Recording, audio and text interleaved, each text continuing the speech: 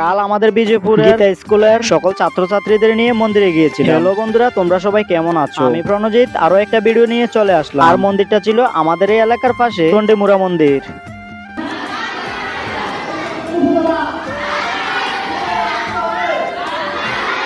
আর আমরা কিছুক্ষণ ক্লাস করার পর সবার জন্য একটু প্রসাদের আয়োজন করেছিলাম। অ্যাকচুয়ালি প্রসাদটা আমরা বাড়ি থেকে করে নিয়ে আসছি, যেহেতু আমরা দূর থেকে এসেছি মন্দিরে যেন কোনো প্রকার ঝামেলা না হয়, সেই জন্যই আমরা প্রসাদটা বাড়ি থেকে নিয়ে আসলাম। আর আমাদের গীতা 4 বছরের বাচ্চা থেকে শুরু করে সকল বয়সের ছেলেমেয়েরা এখানে গীতা ক্লাস করতে পারে। আর আমরা সকলে প্রসাদ পাওয়ার পরে মন্দিরের সামনে বসে একটু হরিনাম সংকীর্তন করলাম। আর তোমাদেরকে বলে রাখি, এই যে দেখছো এখানে চণ্ডী মায়ের মন্দির, এটা মূলত ভারতের ত্রিপুরা রাজ্যে মানিক্য বাহাদুর চণ্ডী মায়ের মন্দিরটি স্থাপিত করে গিয়েছে। আর এটা স্থাপিত হয়েছিল 17শ শতাব্দী ওই সময়কালে।